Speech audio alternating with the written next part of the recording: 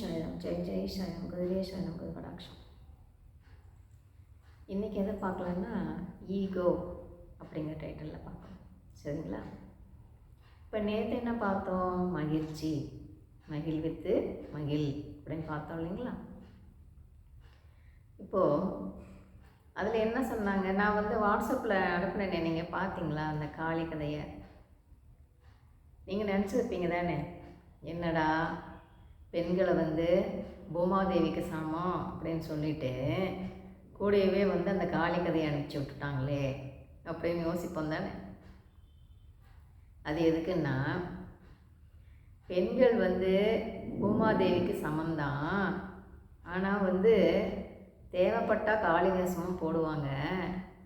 ஆகையினால பெண்கள் காளி வேஷம் போடும்போது பகவானாகி எனக்கே அந்த நிலைன்னா நீ சாதா மனுஷன் தானே, அதனால் உனக்கு எச்சரிக்கை பண்ணுறேன், முன்கூட்டியே நீ உஷாராக இருந்துக்கோ, அந்த நிலை வேணாம் அப்படிங்கிறதுக்காக அந்த காளி கதையை பகவான் சொல்கிறார்.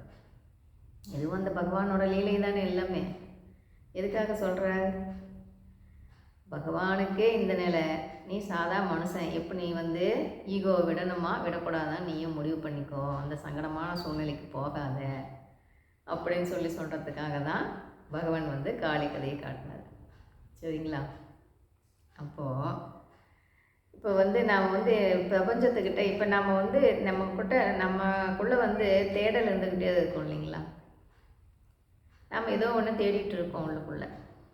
அப்போது நாம் எதை தேடிட்டு இருக்கோமோ நம்மளை அது தேடிட்டு இருக்கு, அது நம்மளுக்கு தெரியல. ஏன் சொல்லுங்கள் பார்க்கலாம். நாம் எதை தேடிட்டு இருக்கோமோ அது நம்மளை தேடிட்டு இருக்கு, அது நம்ம கைக்கு ஏன் கிடைக்க மாட்டேங்குதுன்னா பிரபஞ்சம் சொல்லுது கேளுங்களேன். இப்போ நீ அதுக்கு தகுதி உடையவனான்னு பார்த்துக்கோ, அப்போ தான் உன் கைக்கு கிடைக்கும். சரிங்களா? அப்போ என்ன சொல்லுது? இப்போ இதில் என்ன சொன்னாங்க? தமோ ரஜோ சாத்வீகம்னு 3 குணம் சொன்னாங்க இல்லைங்களா? தமோங்கிறது விலங்கு குணம், ரஜோங்கிறது மனித குணம், சாத்வீகன்றது இறைத்தன்மைன்னு சொன்னாங்க இல்லைங்களா? அந்த சாத்வீக குணத்துக்கு உன்னை நீ மாற்றிக்கோ அப்படின்னு சொல்லுது பிரபஞ்சம். அடுத்தது என்ன சொல்லுதுன்னா, இப்போ எக்ஸாம்பிள் சொல்கிறாங்க பாருங்களேன். 2 பேர் பேசிகிட்டு இருக்காங்க. அவங்க என்ன பேசிகிட்டு இருக்காங்கன்னா, பஸ்ஸில் போகும்போது என் பர்ஸு மிஸ் ஆகிடுச்சி அப்படின்னு ஒருத்தன் சொல்லிகிட்டு இருக்கான். அதுக்கு இன்னொருத்தன் கேட்குறான், எவ்வளோ பணம் வச்சுருந்த அப்படின்னு கேட்குறான். பணமா? 30 ரூபாய் வச்சுருந்தேன் அப்படின்றான். பரவாயில்ல விட 30 ரூபா தானே அப்படின்னு சொல்கிறான். ஆனால் இந்த பஸ்ஸோட விலை 3 லட்சம் ரூபான்றான். சரிங்களா? இது எதுக்கு சொல்கிறாங்கன்னா, அந்த 30 ரூபா 3 லட்சங்கிறது கணவனாம். சரிங்களா? 30 ரூபான்றது அவன் கொண்டு வந்து கொடுக்குற காசாம். அப்போது 30 ரூபாய் நீ பார்க்காத, அந்த 3 லட்சம் தான் உனக்கு பெருசு, அதை தான் நீ மதிக்கணும். உனக்கு 30 ரூபாய் பெருசா 3 லட்சம் பெருசா நீ முடிவு பண்ணிக்கோ அப்படிங்கிறது பகவான்.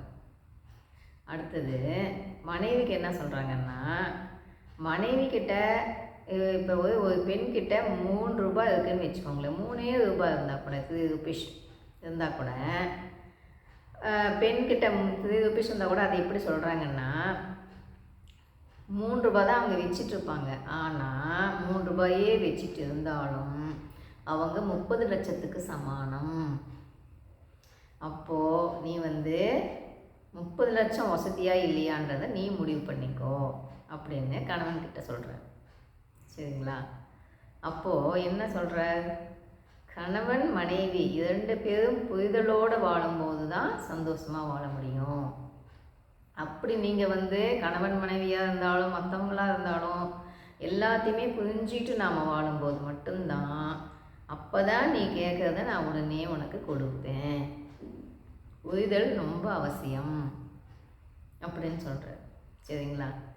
அப்போது புரிதல் வேணும்னா அந்த இடத்துல என்ன இருக்கக்கூடாது? ஈகோ இருக்கக்கூடாது. ஈகோ இருக்கிற படிக்கும் புரிஞ்சிக்க மாட்டாங்கங்க. என்ன சொன்னாலும் நான் சொல்கிறது தான் சொல்லுவாங்களே ஒழிய புரிஞ்சிக்கவே மாட்டாங்க. அப்போ அதுக்கு தான் என்ன சொல்கிறாங்க? ராவணன் என்கின்ற ஈகோவிடமிருந்து சீத்தை என்கின்ற மனதை நீ மீட்கும்போது மட்டும்தான் நீ கேட்கும்போது என்னால் உனக்கு கொடுக்க முடியும். பிரபஞ்சம் சொல்கிறது. இப்போ நீ கேட்டு கிடைக்கலன்னா ஏன் கிடைக்கல? உனக்கு அந்த தகுதி வளர்த்திக்கோ. அந்த தகுதி உனக்கு இருந்தால் தானே நான் கொடுக்க முடியும். இப்போ ஆன்மீகம்னு பூந்தாலே எல்லாமே சொல்லிடுவாங்க, ஃபஸ்ட்லேயே சொல்லிடுவாங்க.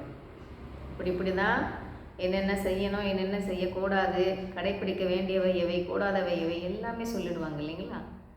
அப்போது அதை ஃபாலோ பண்ண வேண்டியது நம்மளோட வேலை தானே.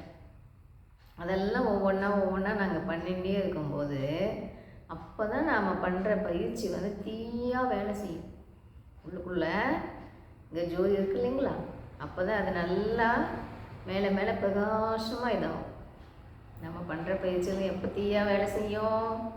பகவான் சொல்கிறத கடைப்பிடிச்சிட்டே வரும்போது தான் உள்ளுக்குள்ளே நல்லா தீயாக வேலை செய்யும்.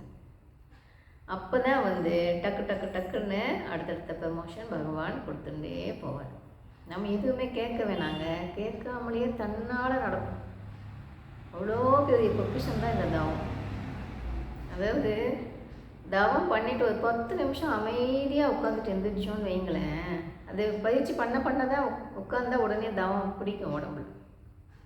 சரிங்களா? அதுக்கு தான் மூச்சு பயிற்சி பண்ணுங்க. ஸ்டார்டிங்கில் நீங்கள் பழக்கப்படுத்த தான் உங்களுக்கு வந்து அந்த தியானம் பண்ண முடியும், தவத்திலாம் உட்கார முடியும்னு சொல்கிறது. அதுக்கு தான் பயிற்சி பண்ணுங்கன்னு சொல்கிறது.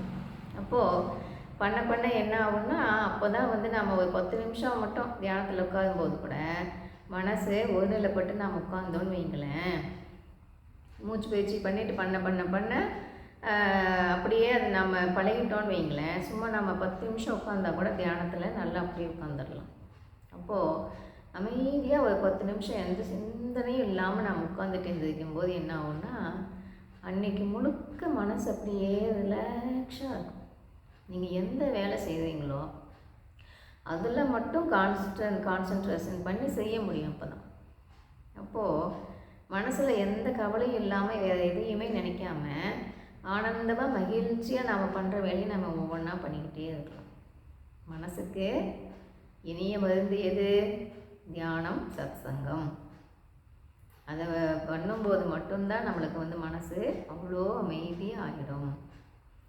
அதனால தான் என்ன சொல்கிறாங்க, தியானம் பண்ணுங்க, வாழ்க்கையில் ஜெயிச்சு காட்டுங்கன்றாங்க. சரிங்களா? இப்போ நம்ம கேட்டால் தான் கிடைக்கும்னு இல்லை. நீங்கள் நாம் பண்ண என்ன ஆகும்னா, ஒவ்வொன்றா உள்ள செல்ஸ் எல்லாம் அப்படியே வந்து பவர் ஏறிக்கிட்டே வருதுங்களா? அப்போ என்ன ஆகும்னா உடம்பு நல்லா ஆரோக்கியமாக இருக்கும். இப்போ ஏன் வயசாகிட்டா ஏன் வந்து வேலை செய்ய முடிய மாட்டேங்குது சொல்லுங்கள்? வயசு ஒரு காரணமே கிடையாதுங்க. வயசாக என்ன ஆகுதுன்னா, அந்த உள்ளுக்குள்ளே இருக்கிற அந்த சுரப்பியின் செயல்பாடு வந்து கம்மியாகிடும். சரிங்களா?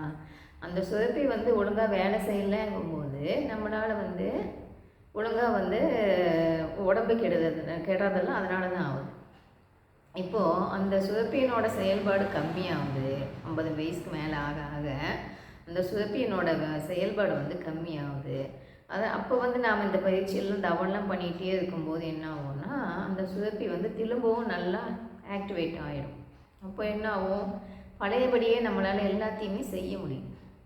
வயசாகிடுச்சு முடியலன்னு விட்டோன்னு வைங்களேன், செய்யாமல் உட்காந்தா அப்படியே உடம்பு பிடிப்பு கண்டு போயிடும். எந்திரிச்சு நடக்கக்கூட முடியாது. முடியலன்னு சொல்லிட்டு வேலை செய்யாமல் விட்டோன்னு வைங்களேன், நல்லா வேலை செய்யணும், நல்லா எக்ஸசைஸ் எல்லாம் பண்ணணும். அப்போ தான் வந்து உடம்பு ஆரோக்கியமாக இருக்கும். இதெல்லாம் சூரிய நமஸ்காரம்லாம் தெரிஞ்சதுன்னு வைங்களேன், செய்யுங்க. சூரிய நமஸ்காரம் ஃபஸ்ட் கிளாஸ் எக்ஸசைஸ். அந்த எக்ஸசைஸ் மட்டும் செஞ்சிட்டோன்னு வைங்களேன், வாக்கிங் கூட போக தேவையில்லை. அதுலேயே வந்து உடம்புக்கு வந்து ஃபுல் எக்ஸசைஸ் வந்து சூரிய நமஸ்காரம். பாடி ஃபுல்லு நல்ல எக்ஸசைஸ் ஆகினால சூரிய நமஸ்காரம் செஞ்சிட்டோன்னு வைங்களேன், வேறு எந்த எக்ஸசைஸுமே தேவையில்லை. சூரிய நமஸ்காரம் பண்ணும்போது என்ன ஆகும், உள்ளுக்குள்ளே எல்லா சக்கராஸும் ஆக்டிவேட் ஆகும். நல்லா படுத்து எந்திரிச்சு வளைஞ்சி பண்ணும்போது, உடம்பை பெண்ட் பண்ணி பண்ணும்போது நல்லா வந்து எல்லா சக்கராஸும் ஆக்டிவேட் ஆகும். அப்போ உடம்பு வந்து ஆரோக்கியமாக இருக்கும் நம்மளுக்கு. சரிங்களா?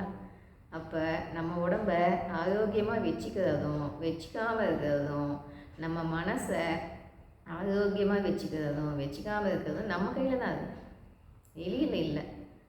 அப்போ நாம் வந்து நம்ம மனசை அமைதியாக வச்சுக்குவோம், ஆனந்தமாக வாழ்வோம். பாய். கேட்டதுக்கு மிக்க நன்றி.